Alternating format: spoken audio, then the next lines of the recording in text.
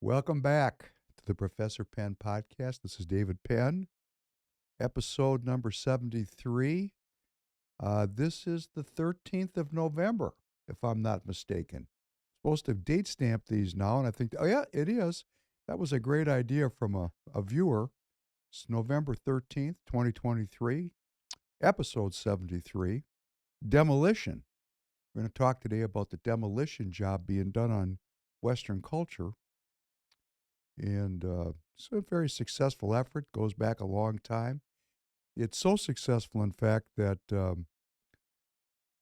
my meaning making machine in my brain, the only way I can see this being so effective, since it's happened over such a long period of time, does seem to have a little bit of a supernatural coordination.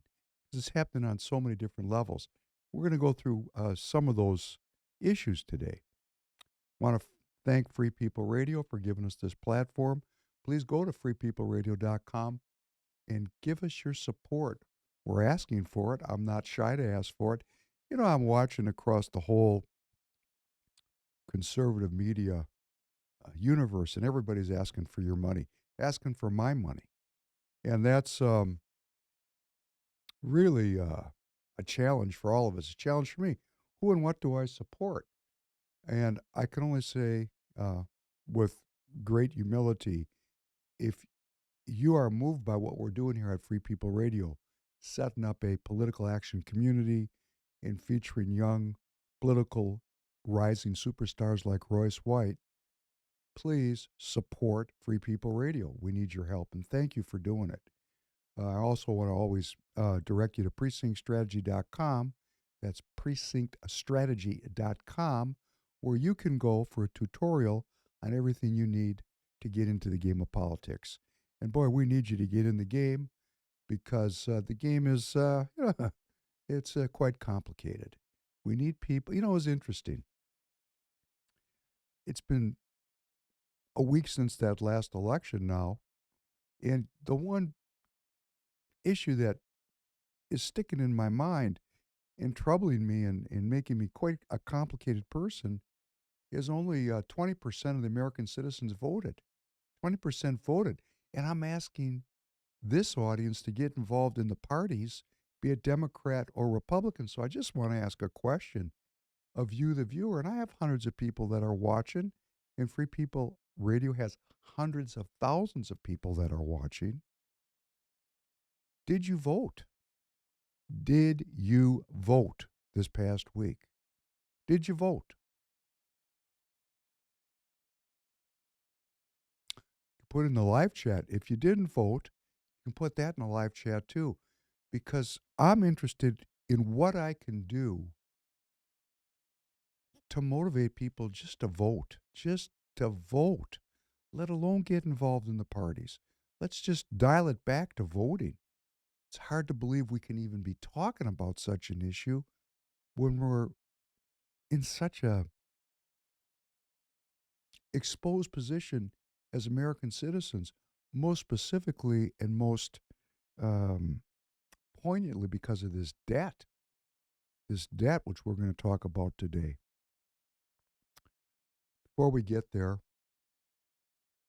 let's take a minute. I didn't get to pray in the morning, and I do pray every morning when I'm home. Well, not every morning. I don't want to exaggerate. You know, exaggeration is a human invention. I don't do it every morning. I would like to do it every morning. And there's things I need to do every day for my well being. And I'm trying to generate the energy in the organization to accommodate all these new roles I have in my life. But I want to stay focused on my number one mission. Blessed are you, God and King of all worlds. Thank you for creating the light and the dark. Blessed are you, God and King of all worlds. Thank you for creating me in your image. Blessed are you, God and King of all worlds. Thank you for making me an American. Blessed are you, God and King of all worlds. Thank you for making me free. Blessed are you, God and King of all worlds. Thank you for healing the blind. Blessed are you, God and King of all worlds. Thank you for feeding the people. Blessed are you, God and King of all worlds. Thank you for releasing the bound. Blessed are you, God and King of all worlds. Thank you for raising up the downtrodden. Blessed are you, God and King of all worlds. Thank you for creating the heavens and the earth. Blessed are you, God and King of all worlds. Thank you for providing for all my needs. Blessed are you, God and King of all worlds. Thank you for directing my path. Blessed are you, God and King of all worlds. Thank you for our American courage. Blessed are you, God and King of all worlds. Thank you for crowning America with glory. Blessed are you, God and King of all worlds. Thank you for restoring strength to the weary. You know, it's getting very clear now to those of us who are watching what's really going on. And when you put yourself in a certain frame of mind, everything becomes very understandable. For example, our open southern border. I, as an American citizen, naively believe that that's the border of the United States of America. So all these millions of people coming across that border, it freaks me out. I mean, what kind of governance is this? How could our governors allow this kind of mass migration into our sovereign nation? That's my frame of reference. And then when they all come in here, these millions of people, there's all this breakback like, oh, okay, number one, they're bringing in new voters, they're bringing in illegal voters, they're going to crash the system by giving all these millions of new illegal immigrants free health care and access to our educational system. All those are bandied about because we're seeking to make meaning out of this mass migration. But I'm going to give you a very simple and straightforward explanation of it. It's America, the empire. To the people that are running this country, the Uni Party, if I moved from Minnesota to Tennessee or from Minnesota to New York, that would be a migration no different than a subject of the empire moving from Guatemala to Minneapolis because they view it as empire, an empire without traditional borders. And when I think about it that way, wow, everything starts to get very clear to me. Political alliances, political tensions stand out in bold relief. I was stunned to read something over the weekend. I didn't know this. The two tribes, which are downstream of the Uni Party, which is one tribe, Uni Party, but downstream, Republicans and Democrats, leftists and conservatives, right? I didn't know this. They don't hire each other or they don't work for each other. And I know this from my own business. I made a very innocuous statement in a job interview, what I thought was innocuous, about that the government policies cause inflation, which they do. And my applicant, my potential new employee, got up and walked out on me. And I was stunned by this. Now, I am of a different political stripe than she is, but I wasn't being political. I was just stating the truth. So apparently, on the left side of the equation, inflation must be a natural force like a volcano or an earthquake or a tornado that humans have no control over. I wasn't attempting to elicit that argument. I was just saying we're living in a period of government um, government caused inflation and how that complicates the business, complicates the business environment. And wow, out she walked. Made me as a conservative from that comment. Interesting. But here's one that's even more interesting. 95% of Democrats and Republicans won't marry each other because they're on two different tribal outlooks. So, what does that mean? That means that the Democrat or the Uni Party, and let's just call it the post World War II Democrat liberal order, which is the Uni Party, is more prone to make a rapprochement with the Chinese than it is with the American nationalists. Isn't that interesting? They have more common cause. And these are American citizens, after all. And they find more common cause with China than they do with people that are in the American nationalist movement that believe in God. Because the Uni Party doesn't believe in God, and neither do the Chinese.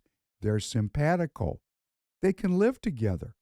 There was some comedy many years ago that two crackheads can live together, but not a crackhead and a Catholic. And there's a lot of truth to that.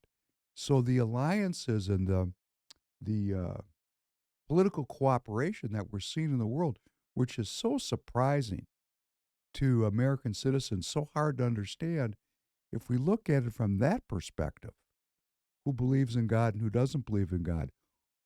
And why is that critical? Because those of us that believe in God are self governing, because we believe in a series of punishments and rewards if we're Jewish, or we believe in redemption through faith if we're Christian, and that is rewarded with a relationship with the Supreme Being. That's the reward. So that relationship governs my behavior, and I'm continuously trying to live up to a standard of behavior that is supernatural in its scope and in its inception.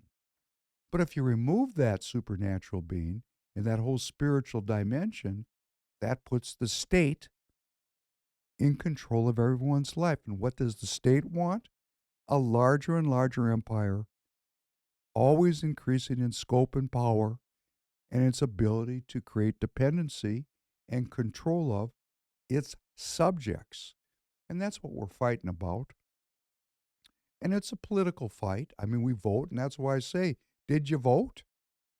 And if you didn't vote, you're not voting is a vote for stateism.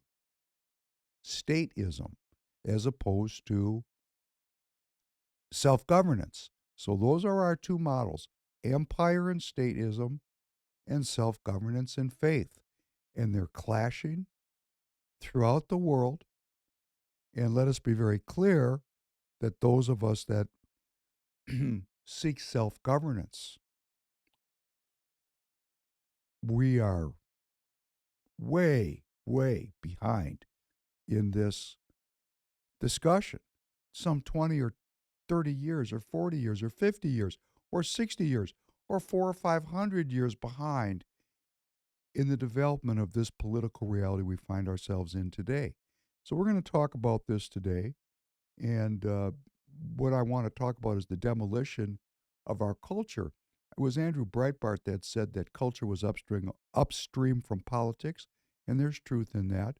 That our politics is a snapshot. Our elections are a snapshot in time of how people think and feel, how they interact with each other. So there's definitely a importance of understanding what's happening in the cultural zeitgeist. What is being rejected and what is being erected. And the demolition of our American culture is being done so systematically and so eloquently, um, so intellectually, it's such an intellectually developed demolition. We're going to get into this, and we're going to, when you take down a building, a skyscraper with explosives, those explosives have got to be put just right. They've got to be positioned just perfectly in the building. The timing of the explosions have to be perfect, because the idea is to bring that building down with a minimum of effort. Because if you just went outside and hit the building with a sledgehammer, nothing would happen. So it's a very refined intellectual and scientific process to bring down a building. It's a demolition. So we're going to talk about that today. And one of the ways to, bring down a building is modern monetary theory. That's modern monetary theory. This is a theory that comes out of the leftists, from the economists, and most economists are leftists. Now, you would think that if you got a PhD at a university about economy, you would be a business orientated person. And that was the judgments that I had when I went to school. I remember being at the university and studying the at that time was the fundamental text Samuelson on economics, and it was really about how to make money, how do businesses function. And from when I was in university to today, obviously these economic departments have moved significantly to the left, and they are just one more agency of of the academy using the intellectual process and the educational process to radicalize students and turn them into leftists. And the most important theory that's come out of the academy over the last 20 or 30 years has been this concept of modern monetary theory, or MMT. And it posits that in this modern world, this digitized world, governments can borrow and spend without any limit. That the whole thing is a ruse, a scam, there are numbers on a screen, and that the government has the ability to interact with the populace in a way that's novel, and that debt is no longer an issue. And there's this is ridiculous, right? This is a this is a laughable theory, laughable. But you take 18, 19-year-old kids and you run them through the university, they don't know anything. They're being socialized. They're being acculturated into a Marxist worldview, and they're only taught half that story. The other half is never spoken out, which is that there's $130 trillion of net worth in this country, retained earnings. And those retained earnings are the collateral for the government debt. So when the government debt gets big enough, the government will just foreclose on the net worth of the American people, and that will satisfy the basics of economics. In other words, if I borrow money, I must pay it back. And it's just very obvious to me that we're being set up. So this is not a new awareness. Could you play this piece, Elia? Ross Perot talks numbers in 1992. There is so much waste around here. And again, every time you get into, see, I'm the only guy that talks numbers. I love this. Nobody else will even talk about it. I've said, it's like a crazy ant in the basement. Everybody knows she's there, but nobody talks about her. I'm talking about it. Then I can talk, with endless numbers about it. And then when I finish, typically the establishment press said, he didn't tell us enough. I'd just break up. Nobody else said anything, and I haven't said enough. Let me just talk in general terms today, since no matter how many numbers I give the press right now, it doesn't satisfy them. Number one, we cannot spend our children's money. We are looking on the edge of a revolution of young people who are starting to realize that we, our generation, have put them $4 trillion in debt, and they don't like it, and they shouldn't. Don't we love our children as much as our parents loved us? Sure we do.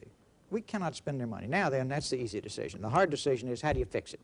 You've got to have, instead of a deteriorating job base in the economy, which is what the last 12 years have given us, we've got to have, first, you've got to stop the decline, stabilize it, turn it into a growing job base, growing industrial base. The only way to do that is to make the finest products in the world. Now, that's something I know a lot about. We've got to put everybody that's breathing back to work in a good, solid job. Then you've got a growing tax base. But in the meantime, you've got to have a real grab and Rudman that stops the deficit spending, so you don't lose any more financial blood. Then with the growing tax base, you pay off the $4 trillion, and we leave the American dream to our children, which we all want. Thank you. So that's Ross Perot. He was candidate for president in 1992, fingered as sinking George H.W. Bush's attempt to be reelected. That led to the Clinton administration. Ross Perot was talking numbers. Well, he said a couple of really interesting things there. Canned Rob, well, as a boomer, I got a lot of good feelings out of watching Ross Perot talking about not spending his children's money, because he was talking about me. I and Ross Perot have the right relationship of age, that I would be Ross Perot's kid. So actually, I was taking all this responsibility for robbing the next generation, and actually, I was robbed. Isn't that interesting? So this problem's been going on for a long time. Now, at the time Ross Perot was speaking those words, 1992, the U.S. national debt was $4 trillion. $4 trillion, which in today's dollars is 8 trillion, excuse me. See, a million here and a million there, it ends up being real money. 4 trillion in 1992 dollars, in 2023 dollars is 8,635,587,487,000. 8.5 trillion.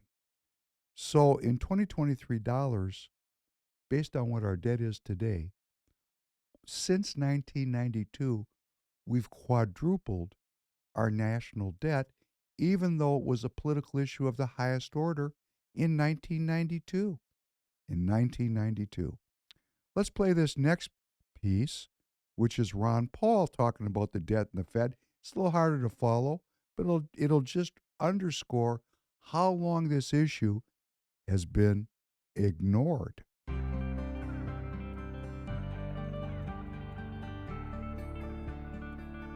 Today, the hearing is to deal with monetary policy and the debt ceiling, and examining the relationship between the Federal Reserve and government debt. The government debt, the national debt now, is a big issue, mainly because the debt limit is once again been met, and the Congress has to go through the process of raising the debt limit. The question is whether or not monetary policy is in any way related to the debt increase. And some say that it is related, some say not so. The statistics are available to us to study that issue. But to me, it looks like there is a relationship. It seems like the Federal Reserve System provides a moral hazard in that as long as Congress knows that Treasury bills will be bought and interest rates will not be allowed to rise, therefore the Congress is more careless.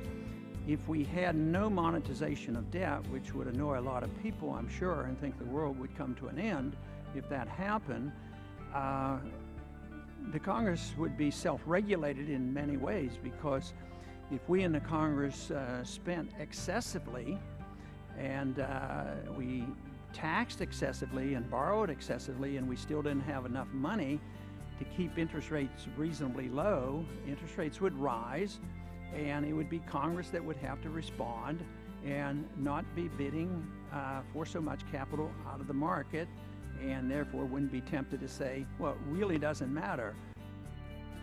We have embarked on a course that will lead us to such a consequence that will be much worse than not facing up to the fact that we just can't continue to do this constantly. There has to be some pressure put on the system that we can't depend on the creation of new money to accommodate the deficits that we come up to. Ultimately, this process gets up and runs up against a stone wall, and I think that's where we are today.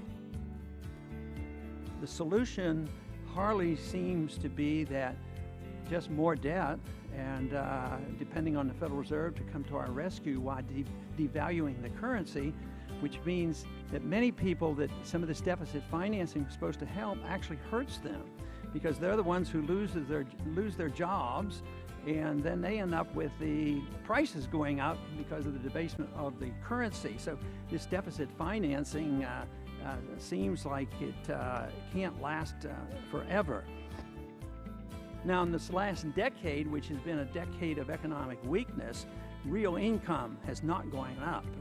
Good jobs have not been added to. They have been leaving our country because of our economic problems that we have.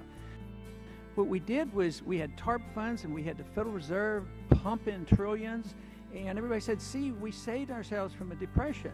Well, maybe Wall Street didn't get their depression, but the people got the depression. You know, they lost their jobs and they lost their houses. So I can't see how, ringing the alarm bells and doing it just because something terrible might happen, maybe doing it will make things worse. And I think what we're doing will eventually make it worse. That was Ron Paul. That was 2011. And at that time, the national debt was $14,790,000,000,000, which in today's dollars is roughly 20 trillion. And 20 trillion, now that's 2011. Okay, today, right now today, at this minute, the total U.S. debt is 33.649 trillion, up 58 billion in one day last week, and up 604 billion in 1 month. Thank you, Tom Emmer, for telling us about the greatest cuts in American governance history. How's that for a lie? The debt is increasing right now in the United States of America. What you and I are getting involved in here, what we're being chatteled to, excuse me for using that word, the debt is increasing 20 billion every day. That's $833 million per hour. We're spending, we the people, more than we're taking in. At this rate of increase, the U.S. debt will reach 41 trillion by the end of 2024. And remember, thank you, Tom Emmer and Representative Speaker McCarthy, no one's going to talk about the debt limit again until the 2nd of January, 2025. So we're going to have $41 trillion of debt. In other words, at the end of 2024, the debt from 2011 to 2024, 13 years, doubled. We've been talking about this issue and talking about this issue, and nothing changes. So what does that tell me? It tells me that there's a few prophets out in the wilderness like Ron Paul. And Ron Paul, just for those of us that have some interest in the Republican Party or the Republican side of the Uni Party, Ron Paul in 2012, there was a Ron Paul movement. And you could listen to Ron all day long. He had the charisma of a blown out candle. But his ideas motivated millions of American citizens. And they went into the political process. And here in Minnesota, they rushed the Republican Party at caucuses and took over the party. And it took the party, the Uni Party here in Minnesota, which we call Min-GOP, the outpost of the Uni Party here in Minnesota, it took them several years to beat these Ron Paul people into the ground. And they did it. They just stayed at it, just like they're doing with the Trump movement. They were just disgusting and horrifying and backstabbing and full of it. And eventually they just wore these good people out, these people that cared about passing on a better country to their children as they had gotten from their parents, those kind of people, selfless people. We didn't want those people around. We didn't want people that wanted America. These globalists that inhabit Min-GOP and the Uni Party are part of the empire, part of the people that don't see borders, part of the people that have no ideology about self-governance. They're about government, dependency, statism, the Fourth Industrial Revolution, and all the things that are disfavorable to Professor Penn and the people like you who might have some simpatico with these ideas. Actually, they hate us. They hate us. And it's not personal. It's not us. They don't hate me. They hate the fact that I believe in God. They hate that because they're afraid of God. So here we are today, $33.649 trillion in debt. That's today.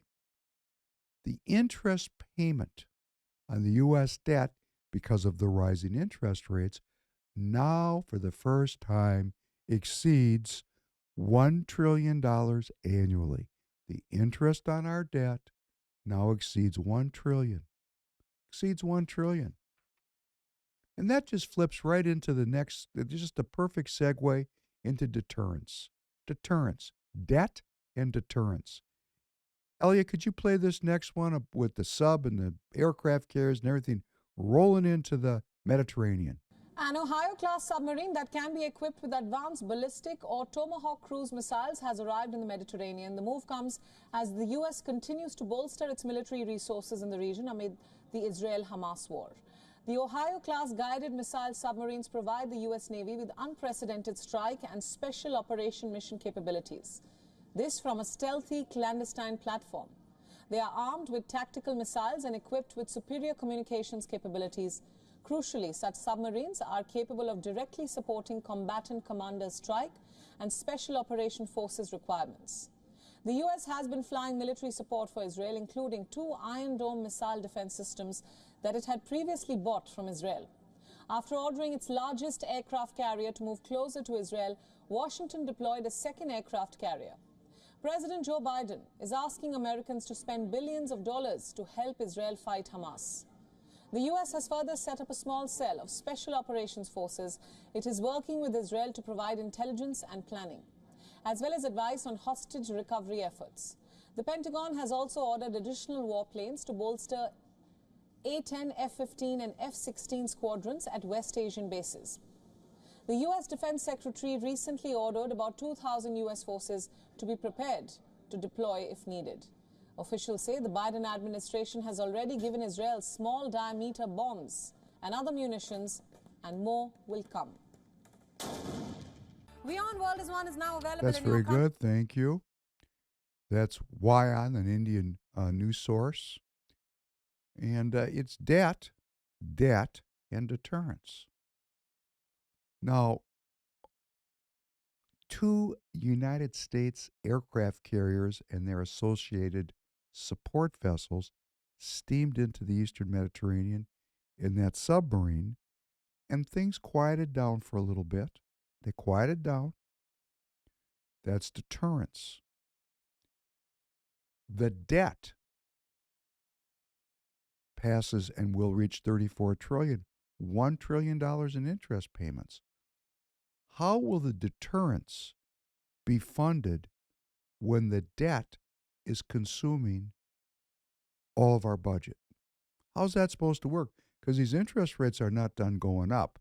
They're about halfway up the flagpole of where they're headed, which means these debt payments are going to be $2 trillion.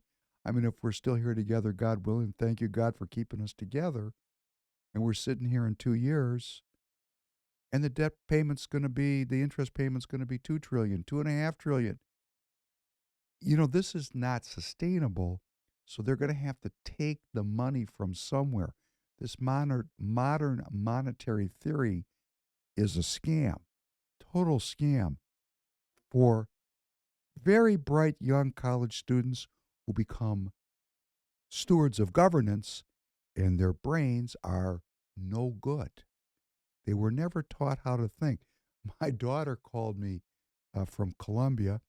It's interesting. I got a couple of very leftist daughters, and my podcast and circumstances are helping them see some shortcomings in leftism.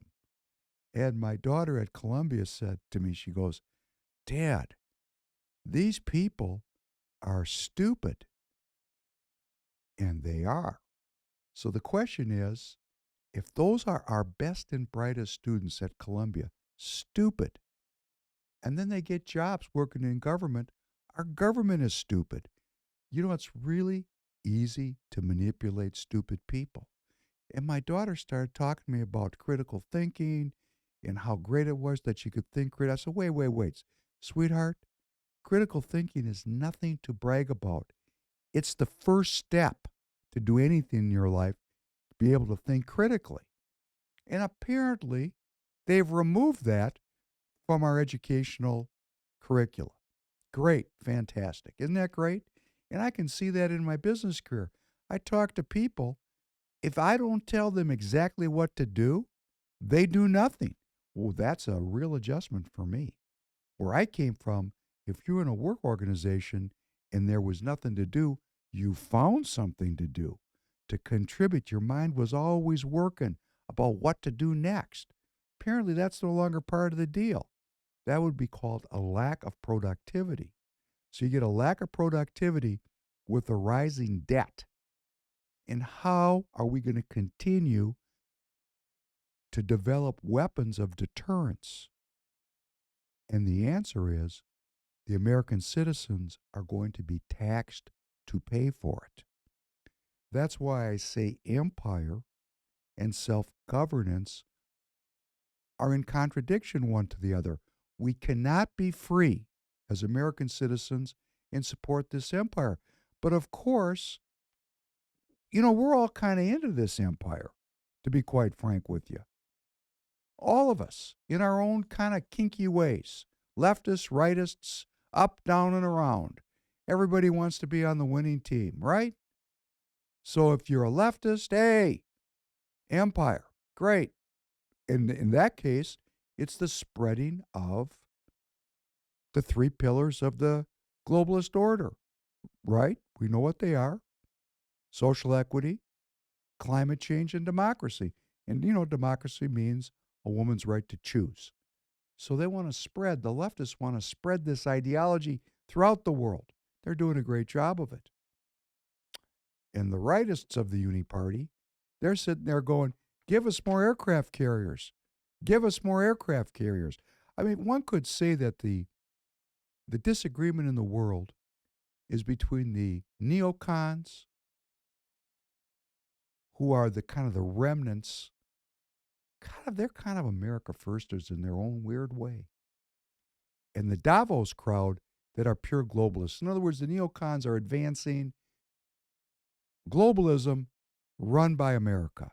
And the Davos crowd, they're advancing globalism run by China or a Chinese model. We got to work these things out. Here we are, the America firsters, people that want a government that is focused on the American people, on the well-being of the American people, on the citizenship of the American people, on faith in God, family, tradition, those ideas. Hey, we're so written out of this thing, we don't recognize how far written out of it we really are. You can tell when they say, oh, Trump's ahead in the polls, but it's neck and neck. We're always heading the polls, and we always lose on election day. Isn't that interesting? Isn't it interesting that since 2018, the Republican movement, the American First movement, is always ahead in the polls and always loses since 18. I mean, always is, it's not a cognitive distortion. 18, 20, 22, lost on election day. I need a strategy for this in my own mind. Got to have a strategy. So we've got two aircraft carriers. They're nuclear aircraft carriers, a nuclear-powered submarines. We got B-1B bombers flying around over in the Middle East, F-16s, F-22s. We got troops.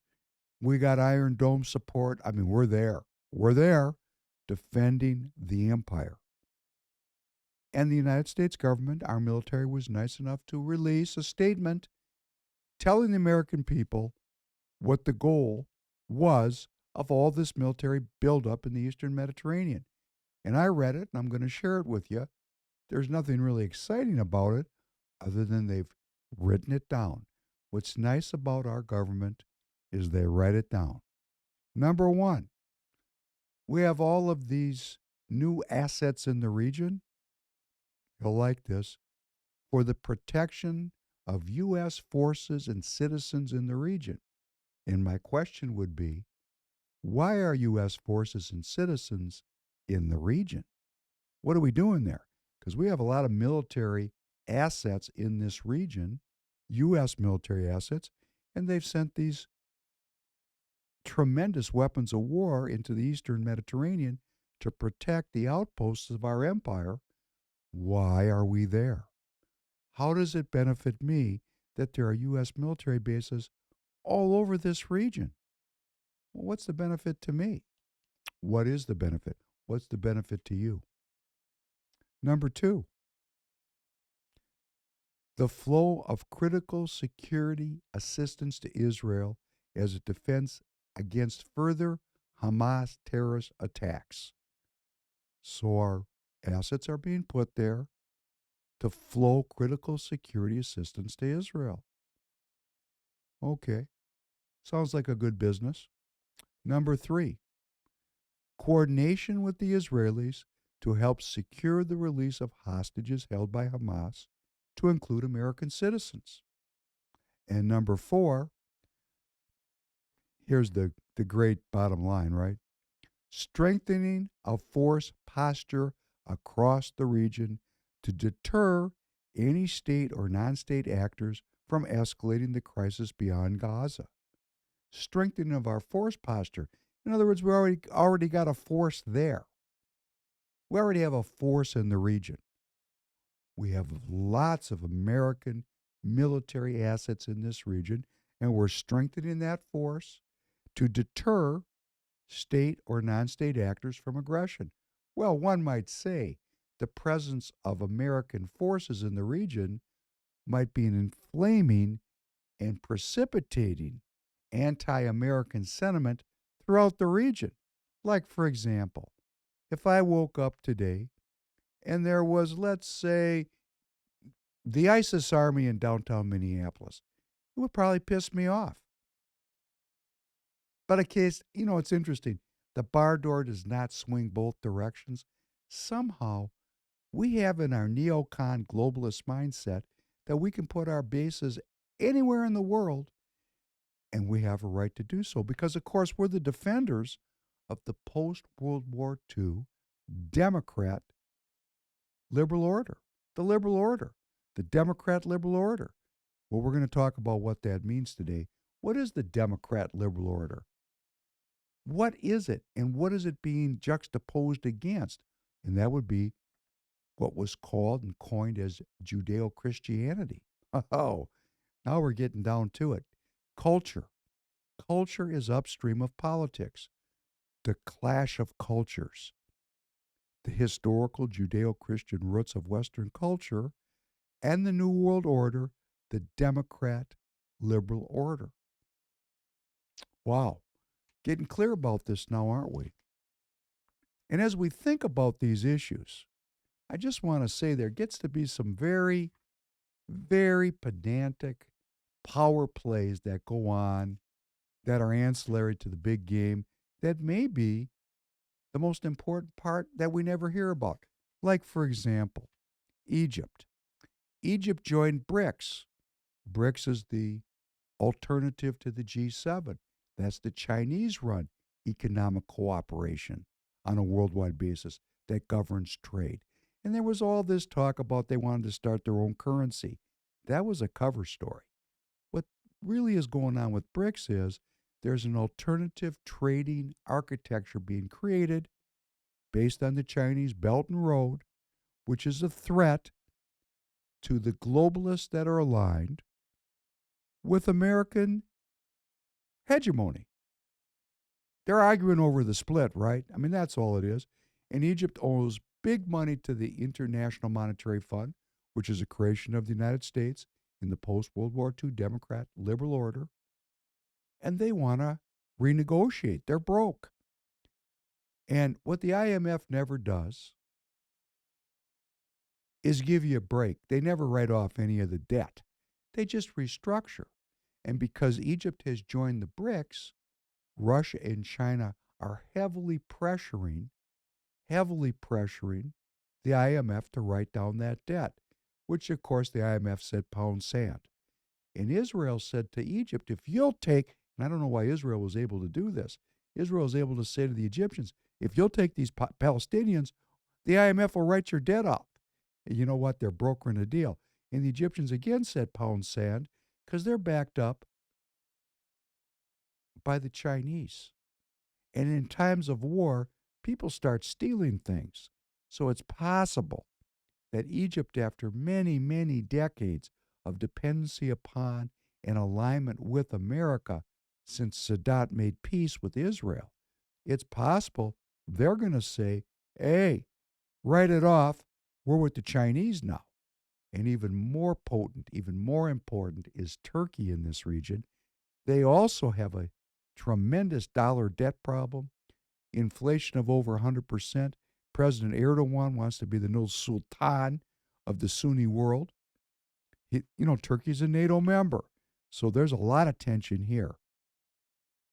They're in NATO, and Erdogan wants to lead the Sunni world, or even the Islamic world, which requires Erdogan to align with Hamas, which is a strange position for a NATO member to be in.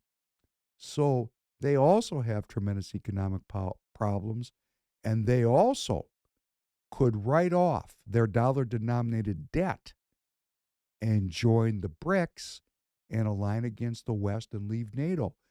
This is a tectonic shift that's going on here. There's a lot of subtext about the money. And it plays out, and let me just show you how it's playing out. Ellie, can you play this piece on the protest in Turkey? This convoy of thousands of cars is heading to Turkey's southern city of Adana, which hosts Incirlik Air Base, one of the largest NATO bases in the Middle East. The protest is a show of solidarity with Palestinians. I'm attending this convoy to make all of the people all over the world hear about what Palestinian people live in Gaza by the brutality of Israel. Incirlik Air Base is used by the U.S. Air Force during its strikes and reconnaissance operations in the region. It hosts more than 1,000 American troops. Organizers of the protest want the Turkish government to close the base. Wherever there's oppression in the world, it is facilitated by the U.S. That is why, to stop what is happening in Gaza, we are going to Incirlik Air Base, and we are calling on all people around the world to surround the American bases and stop the oppression. The IHH Humanitarian Relief Foundation is the main sponsor of the convoy. It also organized Gaza Freedom Flotilla in 2010, an effort to break Israel's naval blockade of the Strip. 6 vessels loaded with humanitarian aid set sail from Istanbul. But Israeli forces raided the ships and killed 10 Turkish and American activists. That led to the severing of diplomatic relations between Turkey and Israel. Now the foundation wants to organize another aid flotilla. And this time, it's asking President Recep Tayyip Erdogan to deploy Turkish naval forces as well. Mr. President, this nation trusts you. Now the nation wants you to send a flotilla carrying humanitarian aid to Gaza and Turkish naval forces to guard the flotilla. The US military has increased security at the base in anticipation of protests. The convoy is scheduled to arrive at Incirlik Air Base on Sunday afternoon, when US Secretary of State Antony Blinken is due to meet his Turkish counterpart here in Ankara. Organizers say they want to put pressure on both the Turkish and American governments to end the war in Gaza. Resul Serdar, Al Jazeera, Ankara. I noted that the noted neocon Mark Levin called Al Jazeera Nazis. It's great. They have a street corner from which they are presenting information. I'm not saying I agree with their editorial content. I didn't see a lot of coverage in the U.S. press this weekend of these protests in Turkey, which are a harbinger of change, because there are no protests in Turkey unless the government asks for it. If you go out and protest in Turkey without government support, you're going to get machine gunned. Go look it up.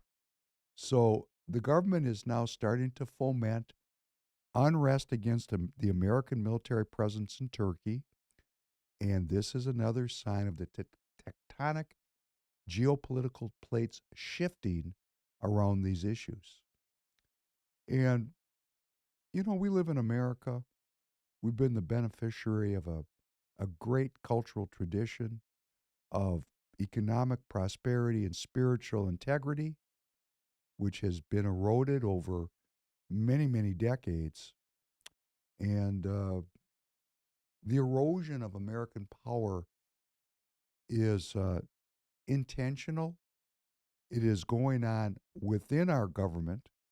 People within our government believe in it, that American power has to be redistributed, that America itself is just a word. It's really about that post World War II rules based order, that empire.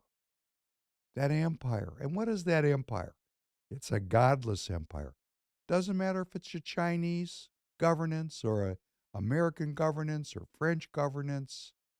If it's godless, it's statist, all they're doing is arguing about the split.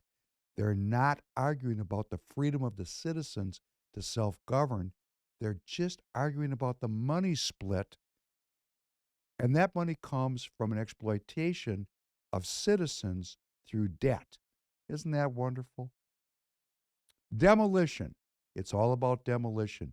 Elliot, could you play this clip on demolition? 2, 1, fire.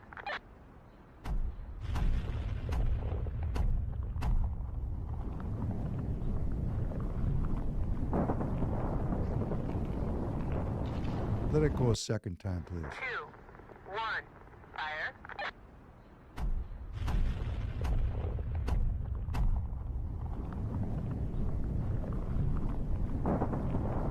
Down it comes.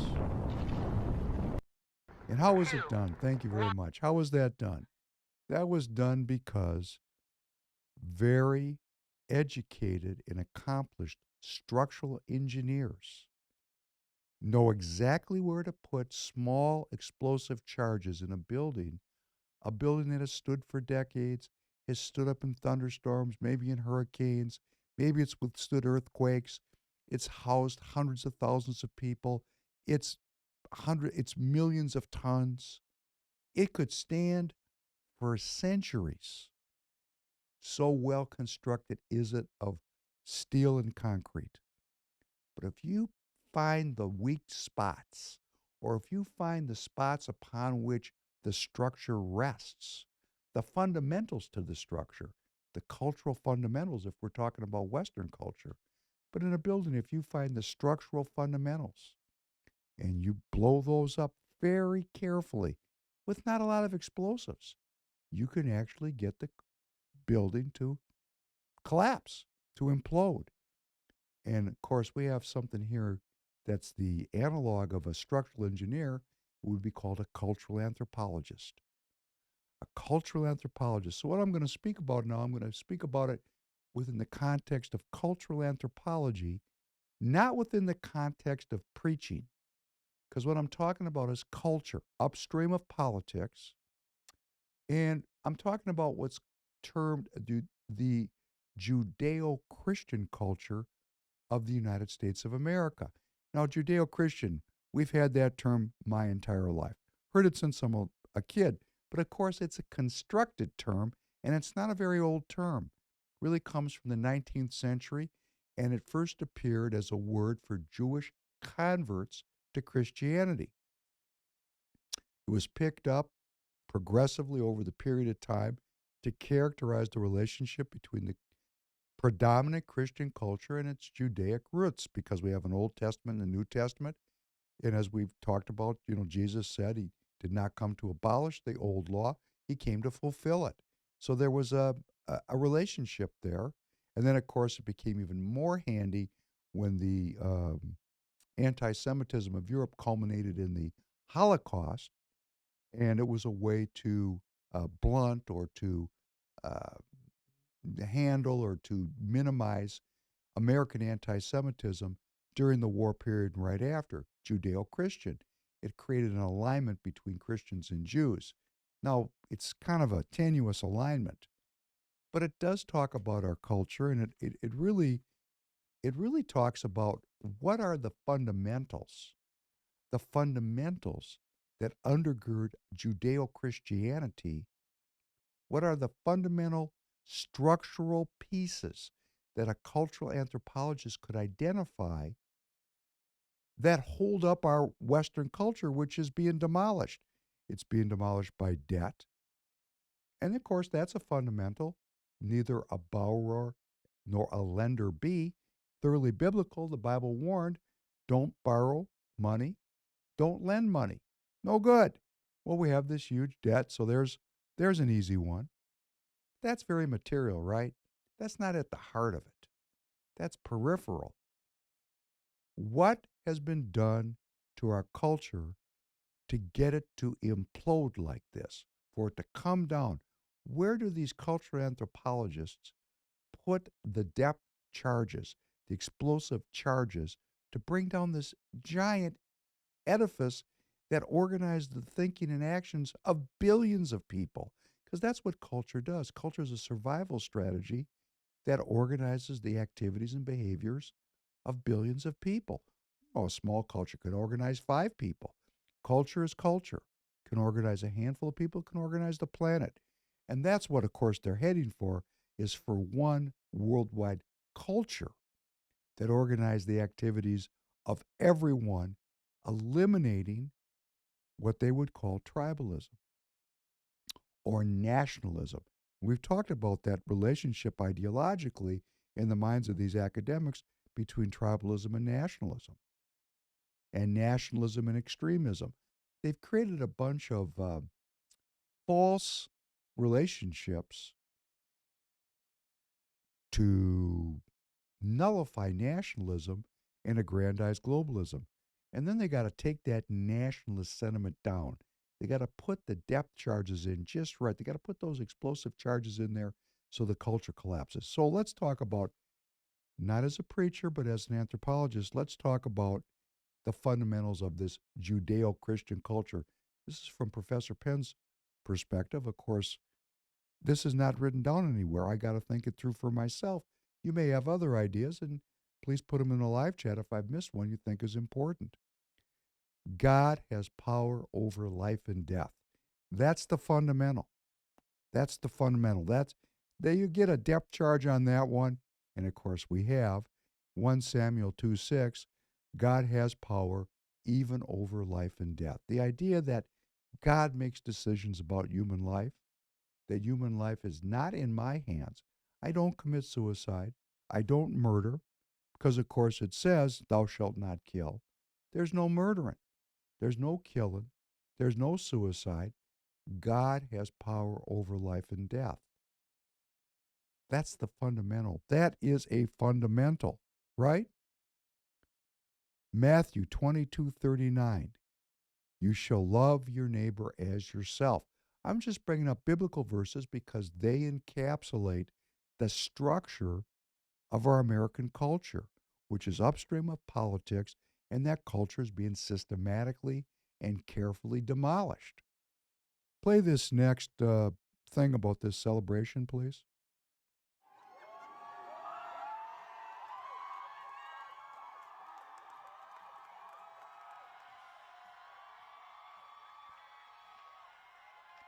Crowds of people cheering the abortion vote in Ohio this last week. Passed with 60% of the vote. Abortion is health care. And abortion access is the law of the land in Ohio.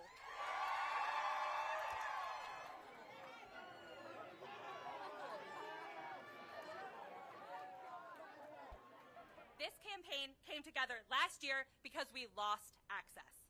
Because there was a dangerous abortion ban in Ohio, patients and families were being harmed and lives were put at risk. There was no choice. We had to win. We had to end the ban. We're going to bed knowing that we own our own bodies.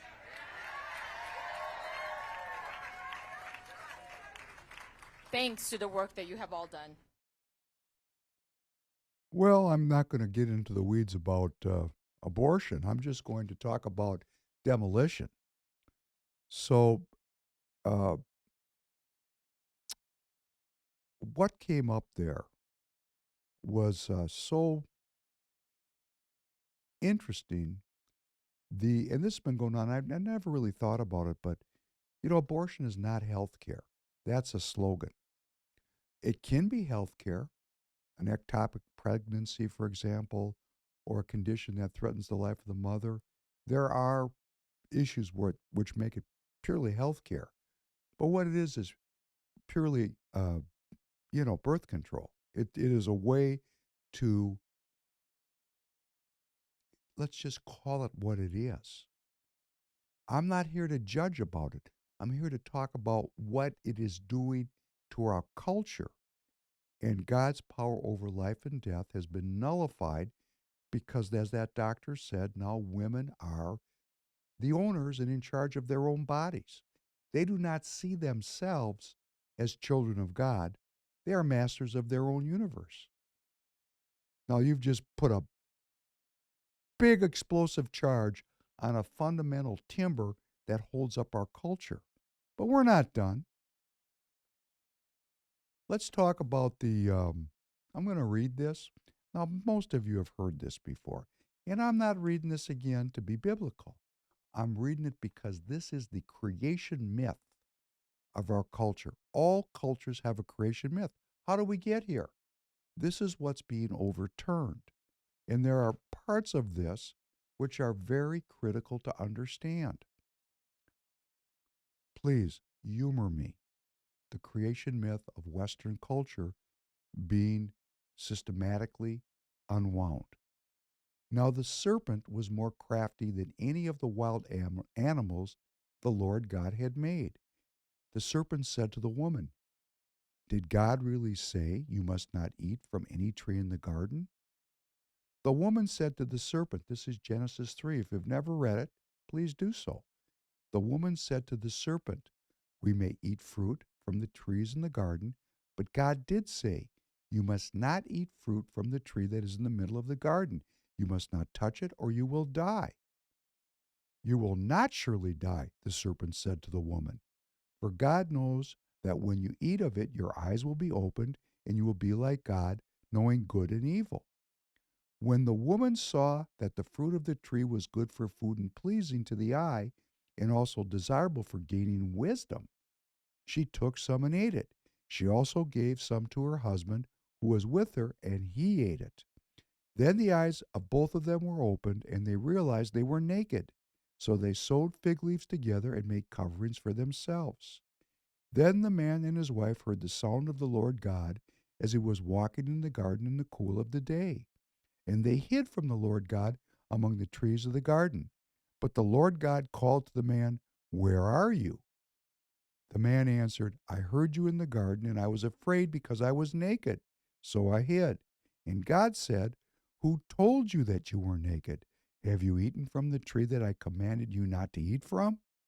And the man said, "The woman you put here with me, she gave me some fruit from the tree, and I ate it." Then the Lord God said to the woman, "What is this you have done?" And the woman said, "The serpent deceived me, and I ate." So the Lord said to the serpent, "Because you have done this, cursed are you above all livestock and all wild animals. You will crawl on your belly, and you will eat dust all the days of your life. And I will put enmity between you and the woman, and between your offspring and hers, and he will crush your head, and you will strike his heel." To the woman he said, "I will greatly increase your pain in childbearing. With pain you will give birth to children. Your desire will be for your husband, and he will rule over you." And to Adam he said, "Because you have listened to your wife, and ate from the tree about which I commanded you, you must not eat of it. Cursed is the ground because of you.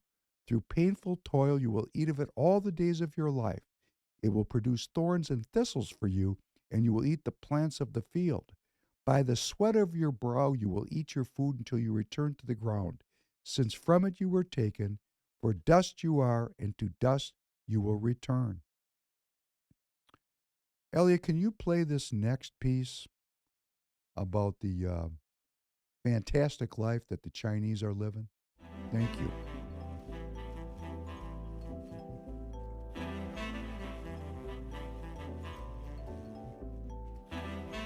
Hi, I'm Esther Quirk. We are here in Singapore, and I'm going to show you where the Crazy Rich Asians hang out. So we're at the Marina Bay Sands, and it is one of the iconic attractions of Singapore. If you want to impress your friends, bring them here. It's got a great view, especially from Tel Aviv. The real crazy rich Asians actually come to Marina Bay Sands, especially for the food and also casinos. They've got a lot of celebrity chef restaurants that serve really awesome food. International cuisine, you name it, we have it. Right now we're in 1880, an exclusive members club. Let me take you around. I fell in love with this place immediately. I love the decor. When we come here, we actually bring our business clients as well. They are actually able to do a manicure. The men were able to shave, and then we can have drinks after and have a nice dinner till late at night, and it becomes like a mini club. I think the people who come here are like movers and shakers of Singapore. Could be expats, could be, you know, crazy rich Asians. I think the interiors kind of bring people together. It's a great place to socialize. Thank you. So let's keep that image in our mind that we're supposed to aspire to here in Western culture and Eastern culture, globalist culture. Read this again, because this tells me everything I need to know. To the woman he said, I will greatly increase your pains in childbearing. With pain you will give birth to children. Your desire will be for your husband, and he will rule over you. To Adam he said, because you listened to your wife and ate from the tree about which I commanded you, you must not eat of it. Cursed is the ground because of you. Through painful toil you will eat of it all the days of your life. It will produce thorns and thistles for you, and you will eat the plants of the field. By the sweat of your brow you will eat your food until you return to the ground, since from it you were taken. For dust you are, and to dust you will return. Okay, crazy rich Asians. Whoa. Whoa. See, now this is called rebellion against the traditional underpinnings of our culture. It's an overthrow. And it's an overthrow on so many different levels.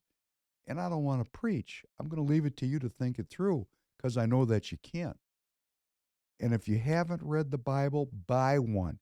Not to become this, that, or thus or so, but to understand the literature that is the foundation of everything that came afterward. Because you can read Marx, or you can read the postmodernists and the deconstructionists and any political, philosophical text that's been written, and they're all based on or a juxtaposition to or repudiation of the Hebrew Bible. And later on, of course, the New Testament. Here's another one, right out of the Bible. And God said, let us make mankind in our image, in our likeness, so that they may rule over the fish in the sea and the birds in the sky, over the livestock and all the wild animals, and over all the creatures that move along the ground. In other words, God gave man dominion over all things. Let's play this next one, Elia. A different cause, but similar scenes. As French protesters ram a message home, this time supposedly environmental. In Sainte-Soline in the west of France, police footage shows an apparent mix of genuine climate change protesters and violent disruptors.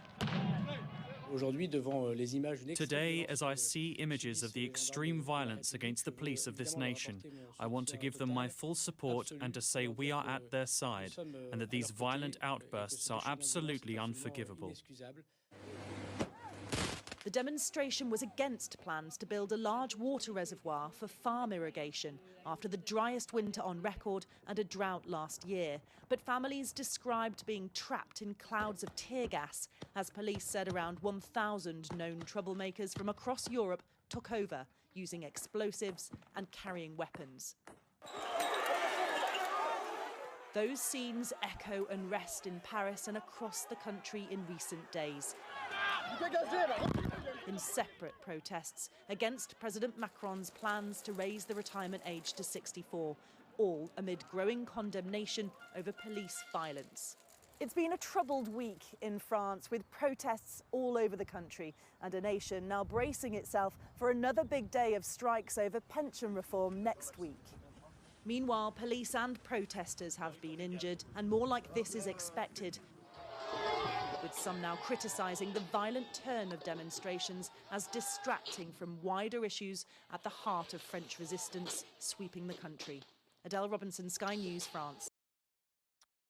So, man has been given dominion over all things. No, we have violent protests, burning the place down to overturn that idea. I'm not here to make a judgment. I'm just sharing with you how systematically the fundamentals of Western culture are being overturned. Let's try another one. Genesis 1:27. So God created man in his own image. In the image of God created he him. Male and female created he them. Let's play this next one.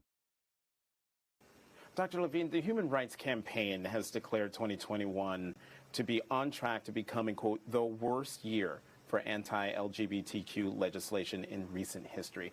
Why are transgender Americans the focal point of so much enmity in the States right now?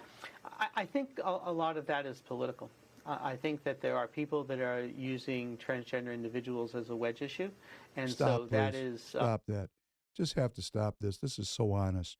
When Rachel Levine says there are individuals using transgender people, as a wedge issue, that'd be the left using it as a wedge issue.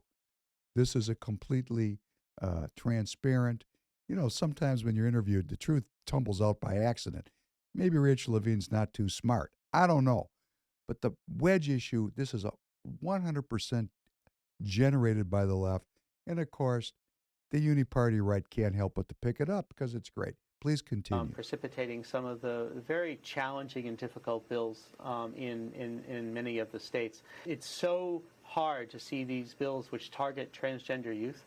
Transgender youth are vulnerable. They're vulnerable to bullying and harassment, and they need to be supported and to be advocated for, and not to have bills that limit their participation in activities such as sports. And the most egregious bills are the ones that prohibit their accessing gender-affirming care. Trans kids, when they are supported and nurtured and receive evidence-based, state-of-the-art medical care, do really, really well. And so these bills actually are going to harm people. Well, that's interesting. So God created male and female, and with the right medical care, hey, anything's possible. Isn't that great? Okay, God decrees the traditional family. I'm just going to read this one. Genesis 2:21 through 24. And I urge you to read the Bible as a starting point for all future academic inquiry. And the Lord caused a deep sleep to fall on Adam, and he slept, and he took one of his ribs and closed up the flesh in its place. Then the rib which the Lord God had taken from man, he made into a woman, and he brought her to the man, and Adam said, This is now bone of my bones and flesh of my flesh. She shall be called woman, because she was taken out of man. Therefore a man shall leave his father and mother, and be joined to his wife, and they shall become one flesh. Oh, great. Man and woman. And the traditional family.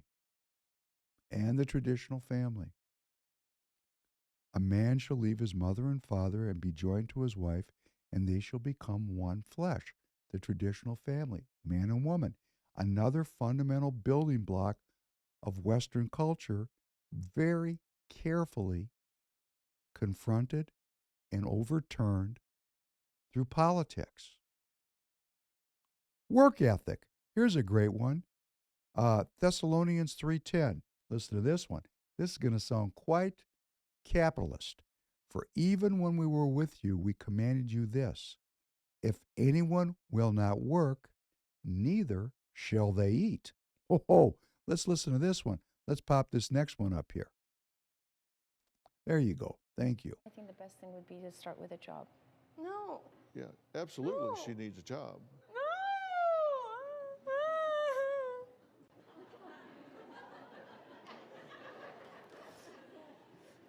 And I think it would be great if you volunteered some more at the soup kitchen. You could do some great volunteer work down there. I did that. No. I started with a babysitter. I think my first job was at IHOP. Well, you don't pay me to babysit. She makes me babysit for free. She doesn't need a job babysitting. She needs a job in the world. No. She doesn't need a job at Absolutely home. not. She needs a job in the world.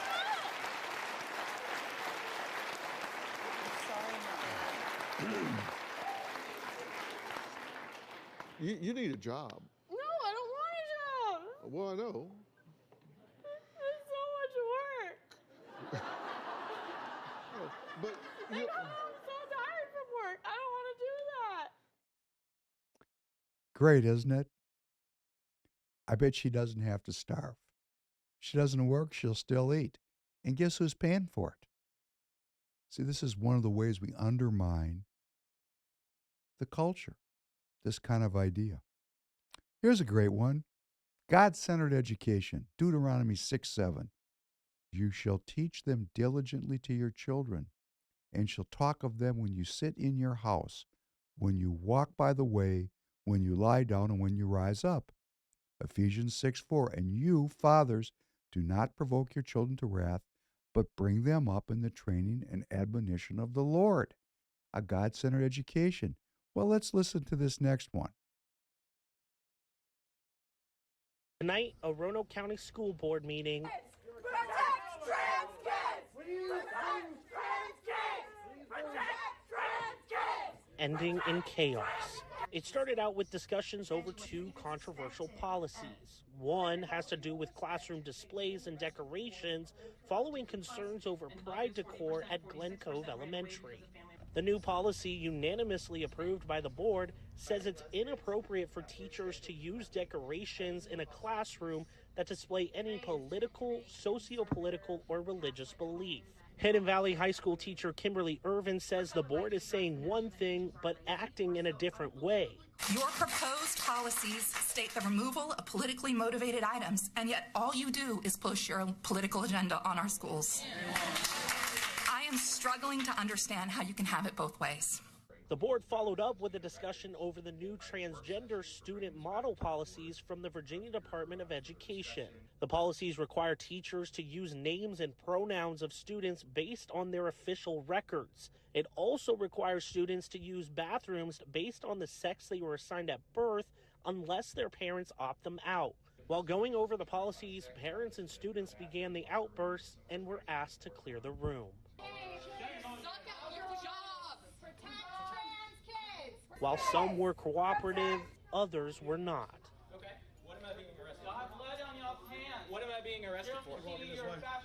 Once the room cleared, board members expressed their disappointment. Nights like tonight are not good for anybody. They're not good for our school system. They're not good for our students. They're not good for the community. The board adjourned with just this sign left in the audience. And then, of course, there's accountability in Hebrews 9:27. And as it is appointed for men to die once, but after this the judgment, which is really kind of another fundamental piece of the way we traditionally thought about things. We sought a reward or an inclusion in a heaven after the end of our earthly sojourn. And one could say that this kind of systemic assault on a culture, taking out the fundamentals so that the culture falls, one could say that that would require, and I said it earlier and I'll say it again, it might require a kind of supernatural organization. Because, are really people this smart to figure this out over time? Well, it seems like they are, but this has deep roots, goes back a long way. This is a change in people's thinking.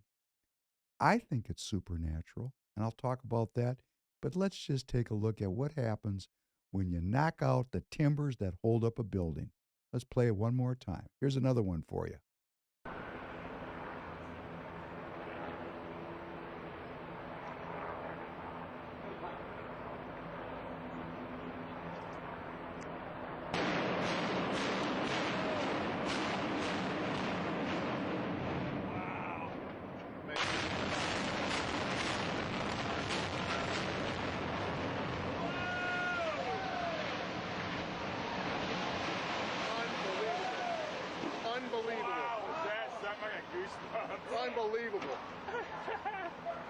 Whoa.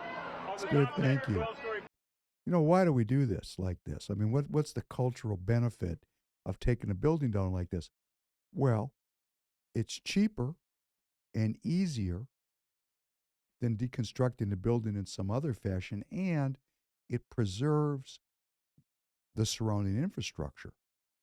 So, how do you take down the edifice of Western culture and yet preserve the infrastructure? Whoa, this is quite a project they got going on here, and you know, essentially they've won. I mean, this is the most difficult piece that we in the American First nationalist movement have got to get our minds around. It's not to say that there couldn't be a victory, that there couldn't be a miracle. I'm not precluding miracles, and I'm not precluding a victory. Let's say that Donald Trump wins in 2024 and he's president until 2028. Hey, there's a 2029.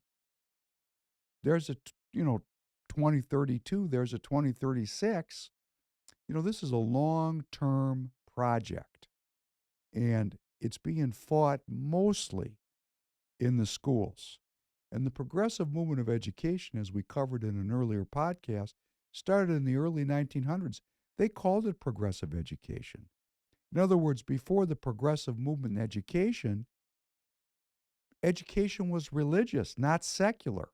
It was secularized very intentionally, very systematically by intellectuals who sought to overthrow the focus on the religious in the educational life of children. And the rest is history. And nothing's really changing that. I mean, this is an edifice of incredible strength. I mean, what we need to do in the believing nationalist movement is figure out how to implode that architecture, which really is in control now. And I'll just say, you know, and not to be judgmental, I'm just going to say the way it is here in Minnesota, where I know the politics well. There is a growing awareness in the Republican movement, even in the Republican nationalist movement, the non-uni-party movement, that abortion is an issue that cannot be won by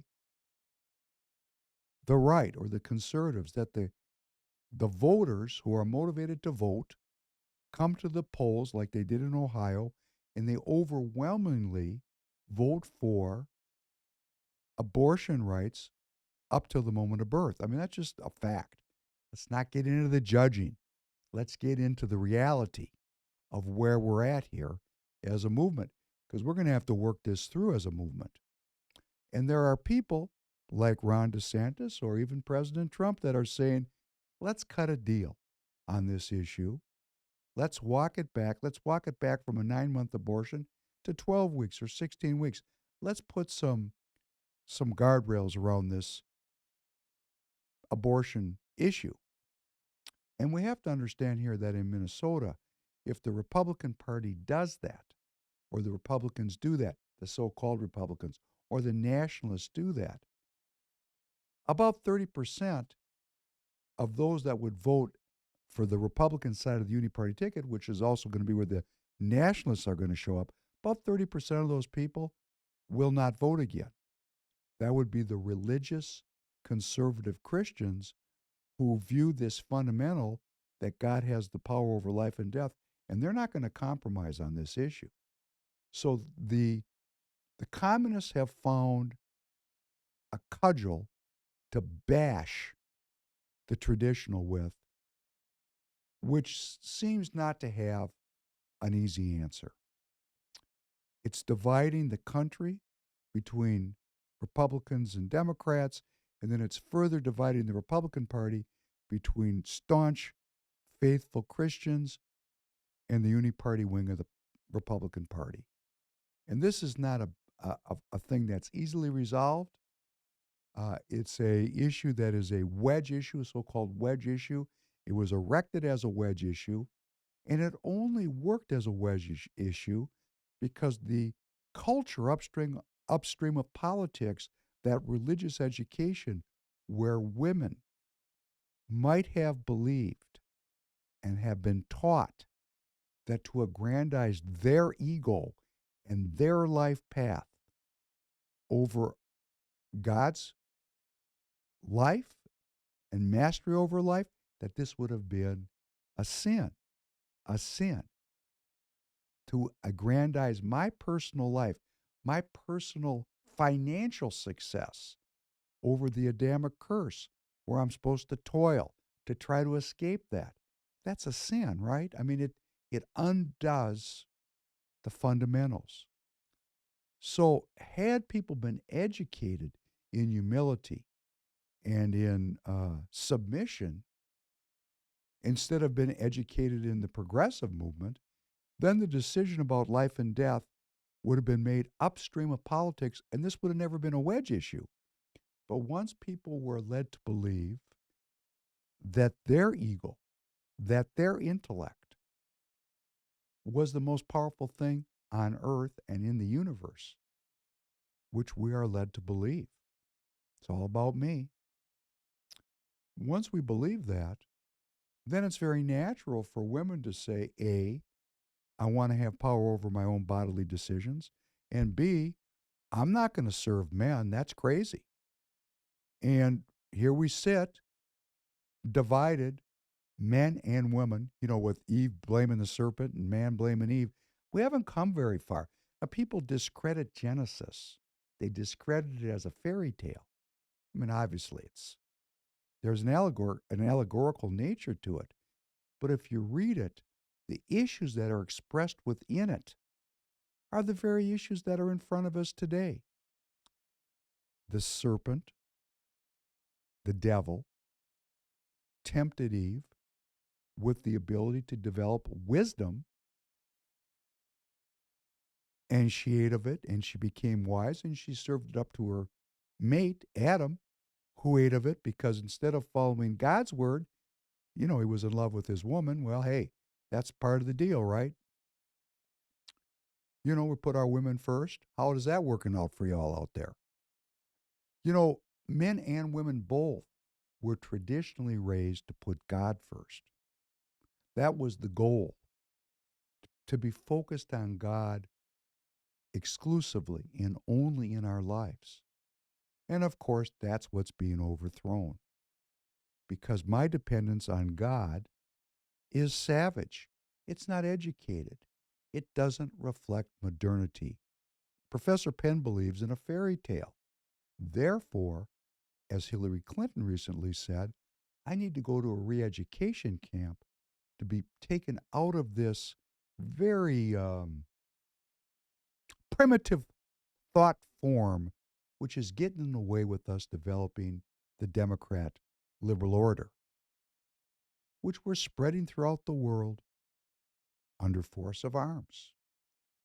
If something had moral legitimacy, you wouldn't have to back it up with aircraft carriers, would you? Something to think about. If our moral position in the world had real legitimacy on a worldwide basis, if it was such a great idea that it needed to be imposed on other cultures, we wouldn't have to impose it at the end of a bayonet. People would uptake it on their own. So we sit here watching the edifice of Western culture destroyed. It's destroyed. Let's start there. My grandfather always said, and I've been mentioning my grandfather lately because I love him and he loved me, he used to say, if you understand a problem, you can solve it. So let's get away from, confusing ourselves and tricking ourselves and telling ourselves a BS story. The left has won the intellectual headspace of the culture. The traditional underpinnings of our culture that existed since the Declaration of Independence, they've been detonated and the culture is imploding. The artifice, the edifice, not the artifice, the edifice of our culture, well, the edifice is being imploded by artifice. It kind of works together nice. It's a good T-shirt. So let's start there. It's a rather depressing message. I understand that. But to be depressed and have clarity is better than to tell ourselves a lie and jack ourselves up on lies. let's start where we are. I'm going to start where I am, and I want to start at that spot of the complete destruction of the religious edifice that undergirded our culture and start to work back from there. What can I do in my own life as a political response to this reality? That's where we're going to start next time. This is a question we're going to keep asking ourselves. I'm looking forward to your feedback. I want to thank you for your feedback. We didn't do the Tireget live read today because the next time we do it, hey, we're going to be in business on this thing. So I want to thank you for your support of Free People Radio. Thank you for your support of Tireget. We're trying to be, internally funded here. I want to thank you for all of your community support, clicking the like button, leaving comments, spreading the content out to your friends, to your family, because, of course, the algorithm does not work in our favor. Thank you for visiting Please Call Me Crazy. Hebrews is now operational. I want to wish you a great week. It's Tuesday night. We'll see you again on Thursday, and thanks very much for joining.